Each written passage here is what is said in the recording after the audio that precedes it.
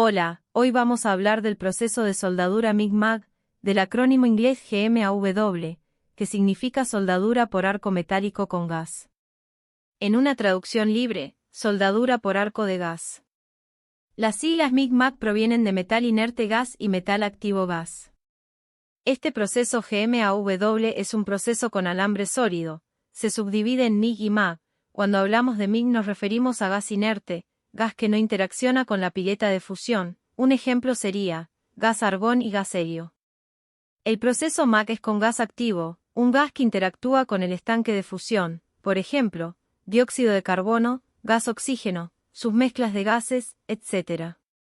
Las mezclas pueden ser de gases inertes o de un gas activo con un gas inerte.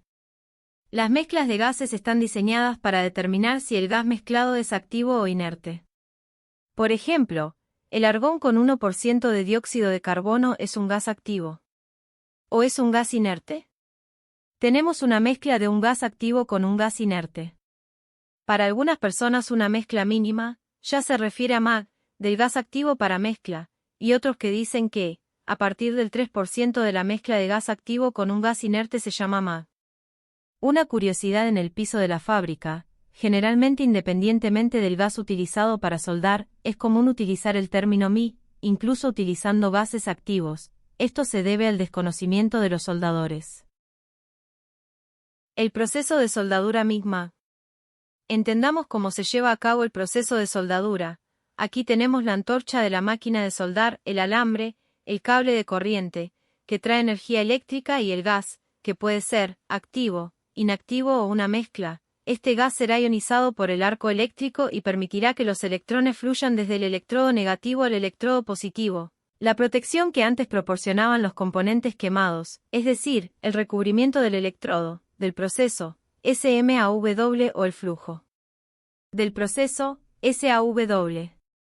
En este caso, el gas será puro y estará ionizado para permitir el paso de electrones, sirviendo como atmósfera protectora. En la punta de la antorcha tenemos una boquilla para conducir el gas y una punta de contacto. La energía eléctrica que pasa al cable pasa a través de la punta de contacto. Esta boquilla debe estar calibrada con el calibre del alambre de soldadura. Si utilizamos una boquilla muy apretada, el alambre se atascará y no pasará. Si utilizamos una boquilla muy ancha, no proporcionará suficiente contacto para pasar la energía eléctrica, lo que provocará mal contacto eléctrico. En esta boquilla se genera una protección gaseosa. El arco está en el centro y vemos la dirección de la soldadura. Equipo de soldadura. Aquí tenemos el equipo de soldadura configurado para soldadura MIG-MAG. Este equipo consta de un cilindro con manómetro, o una red de gas, para suministrar el gas para la soldadura. Tenemos una fuente de soldadura. La mayoría de las fuentes que se utilizan para MIG-MAG son fuentes de voltaje constante, es decir, de tensión constante, es decir que se regula solamente el voltaje de la máquina. Y el amperaje, es decir la corriente, viene dado por la regulación de la velocidad de alimentación del alambre. A más alambre mayor número de amperios, a menor alambre menor amperaje. Hay algunos casos donde se utilizan fuentes de corriente constante. Se utilizan, pero no son muy comunes. Disponemos de un conjunto de mangueras y cables. La antorcha. El cable de tierra. La imagen de adelante ilustra dos tipos de alimentadores de alambre, uno más sencillo donde está abierto, para uso en áreas internas de la fábrica, y hay otros que son como una maleta con un estuche, donde el alambre está cerrado en su interior, y el caso puede soportar más golpes. Elementos de una antorcha. Veamos aquí los elementos básicos de una linterna, recordando que existen varios modelos con diferentes funciones. Veamos ahora los modelos de linternas más comunes. Tenemos una conexión que unirá la antorcha al cabezal. Punto 21. Esta conexión debe ser compatible con la máquina. Tenemos una guía en espiral que lleva el alambre. Tenemos el subconjunto de la antorcha donde se conecta el gatillo, la energía eléctrica, el gas, y toda la comunicación de la antorcha a la máquina se realiza a través de los puntos 20, 19, 18, 17, 16, 15 y 14. En el número 5 pasa corriente. Cables, alambres, cables de gas. La antorcha tiene un mango, el número 1. Puede haber una variación de cuello, por ejemplo, recta, con cuello más largo, más corta, hay varios modelos. Los consumibles principales del soplete son boquilla, punta, portaboquilla, difusor de gas, el juego que viene al frente, números 6, 2, 3 y 4. Deben estar siempre limpios y acorde al alambre. El soldador debe asegurarse de que este conjunto esté libre de salpicaduras y suciedad que puedan interferir con la conducción eléctrica, la conducción de gases y el cable. El mango debe ser ergonómico para que el soldador pueda trabajar, números 11, 12, 13 y 9. Bueno, para recapitular, el número 1 es el cuello del soplete, que puede tener varias formas. Los números 2, 3, 4 y 6 son boquilla, punta, portaboquilla, difusor de gas, siendo el conjunto que viene delante de la antorcha. Los números 8, 9, 11, 12, 13, 22 son cuerpo de plástico, gatillo, cerrojo y laterales de la empuñadura. Se trata de elementos que constan de un gatillo para activar la alimentación del alambre, la liberación del gas protector y el accionamiento eléctrico. Los números 10, 5, 14 y 15 son soporte, monocable, protector flexible, soporte de PVC. Se trata de elementos constituidos por un único cable de la antorcha, en cuyo interior se encuentra una serpentina, que hace pasar el alambre. Este único cable también transporta energía eléctrica y gas protector. La manguera no debe estar doblada ya que esto podría dañar la bobina guía, además de dañar los elementos que transportan energía eléctrica y podría haber resistencia eléctrica al soldar. Otro punto será el flujo de gas. Si la manguera está restringiendo el gas, estos puntos también son preocupantes si la manguera es demasiado larga. Los números 16, 17, 18, 19, 20 y 21 son carcasa, soporte de cable, tornillo, tapa de tornillo, tuerca, tapón central. Estos elementos son donde se conecta la máquina de soldar, lo que garantiza la funcionalidad del suministro de insumos, es decir, gas, alambre y energía eléctrica. Tipos de antorchas. Como ya hemos comentado, existen varios tipos de sopletes y cada uno tiene una finalidad. Pueden variar según varios propósitos, siendo el principal la corriente con la que van a trabajar. Tenemos sopletes con distintos amperajes, por ejemplo, 150 amperios, 240 amperios y 500 amperios o más. También vemos diferencias en los cuellos de las antorchas, pero existen varios tipos más, por ejemplo, antorcha recta, antorcha más curva, antorcha con boquilla más grande, en fin, cada necesidad generará un tipo de antorcha diferente. Gas. Ya hemos hablado un poco de los gases, pero es importante recalcar que, el gas inerte, al ser un gas que no reacciona con el baño fundido, tiende a tener un arco más estable, en consecuencia, con una menor proyección de salpicaduras. El gas activo genera un arco más inestable, hace que el arco sea más inestable, pero permite otra forma de transferencia de material. En cada situación tenemos una ventaja y una limitación en el uso de un gas u otro. Tenemos los costos del gas involucrados. Podemos utilizar gases activos, por ejemplo, dióxido de carbono, que tiene un precio más bajo, donde su soldadura tendrá más salpicaduras y será necesaria una limpieza. Podría ser que con una mezcla de gases pudiéramos reducir la cantidad de salpicaduras y reducir la mano de obra. Para aleaciones más nobles se utilizan gases totalmente inertes. Gases activos y mezclas de gases para acero al carbono en general, aunque también existen mezclas de gases para acero inoxidable. A veces incluso mezclas ternarias, es decir, 3 gases. El resultado es el que quieres en términos de costes, lo que determina el resultado final. Fuentes de alimentación. En la imagen de la parte frontal izquierda tenemos la fuente de alimentación.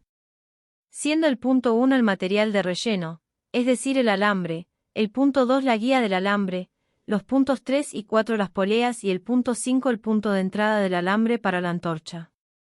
¿Cómo funciona la unidad de alimentación de alambre?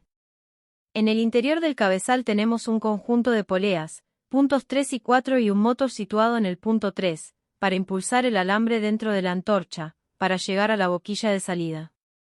Debemos tener todo el conjunto dimensionado para el calibre del alambre con el que se va a trabajar. Así como la boquilla en la punta de la antorcha debe estar calibrada para el alambre que se utilizará, la guía y el juego de poleas también deben estar calibrados y tener el juego de poleas correcto para el alambre. Generalmente tenemos una polea que hace presión sobre la otra, y una polea que solo guía el cable hacia el sistema de engranajes, es decir, una polea es el motor y la otra es la guía. Vemos en la imagen de la derecha que se utiliza como ejemplo un cable de 0,8. En esta figura vemos que existen dos tipos de poleas, el tipo V y el tipo semicircular, la polea tipo V para acero, mientras que el tipo semicircular para aluminio, puede sufrir más con el apriete. Debemos tener el debido cuidado, no apretar demasiado, ni muy poco. Una regla práctica para ajustar la polea es tensar el cable hasta que pueda sostenerlo con la mano.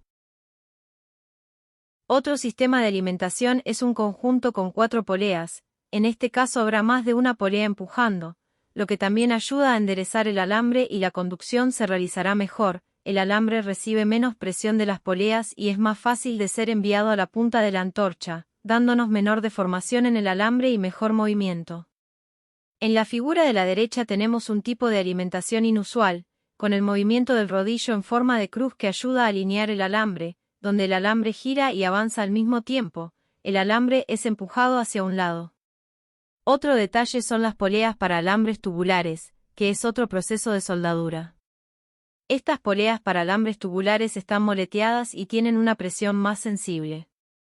Si se presionan demasiado los alambres tubulares, pueden lastimarse, cerrarse o aplastarse y no pasar. En la punta de la antorcha. Operación de conjunto de antorcha y manguera. La regla general para todo el conjunto de antorcha y manguera es que los puntos de conexión deben estar ajustados, de lo contrario puede alterar el proceso de soldadura o dañar la máquina. Regla general: comprobar las conexiones. Verifique si la punta de contacto coincide con el diámetro del material de relleno, si está desgastada, si hace contacto y si el contacto es bueno. El cable de la antorcha es recto, libre de curvas, debido a que se empuja el alambre. La línea recta facilitará el paso del alambre. La boquilla del gas debe estar siempre limpia, se puede proteger con antisalpicaduras, tanto la boquilla como la boquilla. Y el conducto debe limpiarse al menos una vez al día, pasando aire comprimido por él, porque el cable suelta impurezas. Modo de transferencia. En el proceso MIG-MAG existen diferentes modos de transferencia, es decir, diferentes formas en que el metal de soldadura se desprende del alambre y se funde en la pieza. Una de las fuerzas que tenemos en acción, que tiene efecto sobre el proceso de soldadura, es la corriente eléctrica, que alimenta el alambre de soldadura. En la punta del alambre, debido al arco eléctrico, se aplasta la punta lo que provoca que se forme una burbuja de metal líquido en la punta.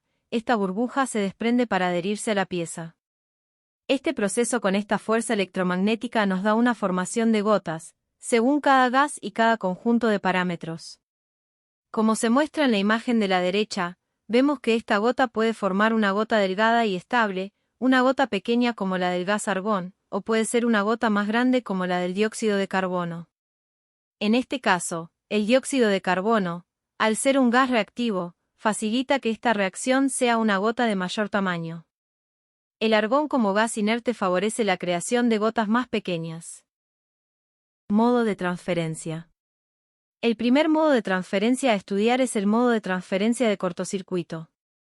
Como ocurre, se evalúa según el voltaje, amperaje y velocidad del cable. Este fenómeno ocurre en milésimas de segundo. Vea la imagen de la izquierda. En el punto 1 se está alimentando el cable, el voltaje y amperaje son bajos. Punto 2. Cuando el cable toca la pieza, la corriente tenderá a infinito y el voltaje tenderá a cero. ¿Por qué cero? Porque el circuito estaba cerrado. En el punto 3, esta corriente tendiendo a su máxima resistencia transforma el metal en estado líquido, provocando que el material de aporte se funda en la pieza, la cual tiene la fusión de la punta del alambre. Esta fusión provocará que se cree una gota. Y esta gota pasa a la soldadura. Cuando esto sucede, la tensión aumenta, porque aumentamos la longitud del arco, por lo que el voltaje vuelve a subir y la corriente vuelve a bajar. Volviendo al punto 1, observe que el punto 1 y el punto 4 están en las mismas condiciones, generando un ciclo. Tenemos la figura del lado derecho, que lo expresa de otra manera. Mira que cuando inicio el arco tengo el amperaje al máximo y empieza a bajar. Al entrar en contacto con la pieza, cuando el material de relleno toca la pieza, la corriente y la tensión disminuyen. Cuando el material de relleno entra en contacto, los amperios tienden al infinito. Cuando se alcanza la carga resistiva máxima del material de adición, la gota se forma y se desprende, y esto genera nuevamente la primera etapa, es decir, el ciclo regresa. En la imagen de la izquierda vemos un ciclo y en la imagen de la derecha varios ciclos combinados. Un gas activo ayudará a lograr este modo de transferencia. Las corrientes y voltajes regulados para este modo de transferencia son bajos. Este es el primer modo de transferencia, el modo de transferencia de cortocircuito. Como vemos al frente, la transferencia de metal produce un cortocircuito, el charco es viscoso, con unas 70 gotas por segundo. En los parámetros vemos que el voltaje es menor a 20 voltios, con una mezcla de gases de 80 a 20. Y un cable de 1 milímetro obtiene el proceso de cortocircuito. Vea que está en un rango pequeño de voltaje y amperaje según la gráfica. Esta gráfica con el rango es la que determina el ciclo de trabajo del modo de transferencia de cortocircuito. Su aplicación es para chapas delgadas, soldaduras de raíz y uniones a tope. Modo de transferencia globular. El modo de transferencia globular, a partir del modo de cortocircuito, aumenta un poco la corriente, evitando que el cable golpee la pieza, para generar el cortocircuito. En el caso del modo de transferencia globular, se genera una corriente mayor, como se muestra en el gráfico. Con esta corriente más alta evitamos que el alambre entre en contacto con la pieza. Aún así, se abre el arco, el alambre irá descendiendo y se formará una gota en la punta del alambre. Esta gota se desprenderá y caerá en la soldadura. Similar a un cortocircuito, porque al entrar en contacto con el charco, las salpicaduras vuelan hacia los lados. Vea la imagen de la izquierda para ver cómo se ve el ciclo. La corriente hará que el cable se derrita, la gota se soltará, golpeará el baño de fusión y luego romperá el cable, y el proceso continuará reiniciándose como un ciclo. Un proceso que es ligeramente más estable que el proceso de cortocircuito, que funciona con corrientes más altas. Modo de transferencia por pulverización. Si aumentamos un poco más el voltaje tendremos el modo de transferencia spray. El alambre se derretirá en forma de pequeñas gotas, como un spray, las gotas de material generan gotitas, y estas gotitas entran en el baño de fusión. Es un modo más estable, es necesario lograr este formato de transferencia con una mezcla de argón, se trabaja con voltajes mayores y la soldadura se vuelve muy fluida. Además de estos modos de transferencia, disponemos de equipos que trabajan con arco pulsado. El arco pulsado es cuando se regula para poder tener una soldadura más estable, mejor control de la caída y de la forma que queremos soldar. Contamos con equipos que ajustarán la soldadura pulsada. En la figura de la derecha, representación gráfica del modo pulsado, tenemos una cierta corriente de base, un voltaje fijo. En este gráfico tenemos la base y el techo, llamado alto, siendo menor tensión y mayor tensión. Tenemos un tiempo llamado TV para que el equipo permanezca en esta tensión. Un ejemplo sería, realizo la apertura del arco, la gota se desprende del alambre y se adhiere a la soldadura, y luego quiero que la tensión disminuya, evitando que la explosión, permitiendo una mejor concentración del arco. Esta función se comporta de la siguiente manera, ingresamos una corriente y un voltaje, según la hora de inicio, tenemos un amperaje menor, lo que hace que se establezca el arco. A medida que aumenta el amperaje, el material de relleno se derretirá. Cuando el amperaje llegue a su límite, el material de relleno se soltará y caerá sobre la pieza, momento en el que la máquina disminuirá el amperaje y volverá a la parte inferior, ejemplificado en las gráficas, para mantener el arco, al ser un ciclo periódico. Este periodo nos lo dan en Hertz, la frecuencia en la que se producirá dicho pulso.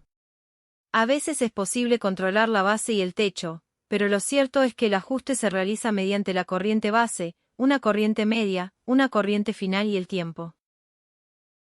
Para facilitar la visualización tenemos corriente base, corriente pulsada y frecuencia de pulso. Cuanto menor sea la frecuencia del pulso, mayor será el tiempo. Cuanto mayor sea la frecuencia, más ciclos tendremos. Cuando tenemos una intensidad de corriente menor, tenemos un techo pequeño. Si tenemos una mayor intensidad de corriente efectiva, el techo será más alto, siendo la base para la configuración del cordón de soldadura, permitiendo un mejor control del modo de transferencia del proceso. Ventajas y desventajas del arco pulsado. Las ventajas: trabajar con menor corriente, sin salpicaduras, trabajar con alambres de mayor diámetro, fácil alimentación, más económico, mejor cordón de soldadura, con mejores acabados. Desventaja: la fuente de soldadura debe tener esta opción de soldadura y es necesario saber cómo operar la fuente de soldadura. Rango de parámetros para soldadura MIG-MAG. En el gráfico de la izquierda tenemos un ejemplo de lo dicho con voltaje y amperaje. Corriente y voltaje. Vemos que mientras menor sea la corriente y el amperaje tenemos el modo cortocircuito, si aumenta tenemos el modo lobular, y si aumenta más tenemos el modo arco pulverizado. Una tabla guía sobre los tipos de procesos. A la izquierda tenemos una tabla guía, donde tenemos, según el calibre del cable, si tiene la corriente y el voltaje sugeridos para cada modo de transferencia. Efectos de la variación de voltaje. El proceso de soldadura MIG trabaja con voltaje constante, por lo que regulamos el voltaje de la máquina y este se mantiene constante durante todo el proceso de soldadura. Lo que varía es el amperaje y este varía según la longitud del arco. El amperaje varía dependiendo de la alimentación del alambre. Velocidad del alambre, es decir, cuanto mayor sea la alimentación, mayor será la corriente y cuanto menor sea la alimentación del alambre, menor será la corriente. Vamos a entender qué sucede con la longitud del arco. Ya que el proceso es semiautomático, pues es necesario presionar el gatillo para que el alambre sea enviado. En la imagen de arriba tenemos la soldadura, donde vemos la longitud del arco de la punta del alambre, pero la pieza no está al mismo nivel, es decir, hay una parte más grande y una parte más pequeña en la pieza. Y la altura de la antorcha es la misma, es decir, generó una mayor longitud de arco, stick-out, en una parte determinada de la pieza. Cuando llega a esta mayor longitud de arco, el equipo tiende a volver a su ajuste normal, que es el arco es más corto, por lo que por un periodo será grande y luego regresará. Note que la distancia desde la boquilla hasta la antorcha es la misma, pero la saliente es desde la punta del alambre hasta la pieza, y será menor. Cuando hablamos de medir el stick-out tenemos una cierta dificultad, pues la altura que se debe medir es la altura desde la punta del alambre hasta la pieza. Dicho esto, ¿cuál podemos hacer fácilmente? Desde la boquilla hasta la pieza. Pero la longitud desde la boquilla hasta la pieza de trabajo no nos da la longitud del arco. Mira que este ejemplo mencionado anteriormente lo ilustra bien, mantenemos la misma distancia de la boquilla, sin embargo, la distancia de salida es diferente. Cuando el alambre sale del nivel más alto al nivel más bajo de la pieza de trabajo, la longitud del arco aumenta, pero la máquina baja los parámetros para estabilizarse. En la imagen de abajo vemos lo opuesto al ejemplo, donde hay un gran saliente y este disminuye, porque la pieza tiene un nivel más alto. Ejemplo: estamos soldando en una determinada posición y de repente aparece una parte más alta en la pieza, mi longitud de palometa es muy pequeña, entonces aumenta y la corriente disminuye tendiendo a estabilizarse. Nótese que en el lado derecho de las figuras vemos el proceso ocurriendo gráficamente, para una mejor explicación. Proceso de soldadura FCAW alambre tubular. El proceso FCAW se refiere a la soldadura por arco con núcleo fundente, es decir, soldadura por arco con alambre con fundente, es decir, el alambre está compuesto en su parte interna de un fundente, recordando que el fundente cae como recubrimiento del proceso SMAW o flujo del proceso SAW. Si lo comparamos con el proceso MIG-MAG, tiene muchos elementos iguales o similares, pero tiene una gran diferencia: el alambre tubular. Hecho de un alambre y dentro de este alambre tenemos un fundente, este fundente ayuda a agregar elementos de aleación, a tener formación de escoria, o mediante la quema de protección gaseosa. Existen cables tubulares con y sin protección de gas. Con la protección de gas no es necesario tener tantos elementos para formar escoria. El alambre con fundente sin gas debe generar la protección de la soldadura completamente quemando el fundente. Son procesos de alta tasa de deposición. Para una mejor comprensión, el alambre tubular es como un electrodo revestido al revés, es decir, tiene un núcleo metálico y un fundente en su interior.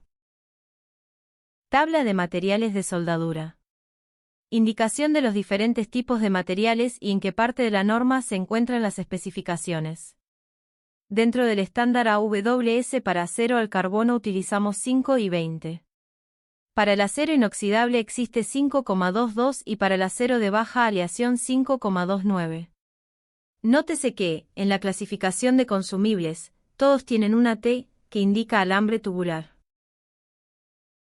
Parámetros de soldadura para el proceso de soldadura de alambre tubular FCAW. Disponemos de una tabla orientativa de soldadura para FCAW, con los parámetros de soldadura que podrá utilizar para consulta y /diagonal o referencia.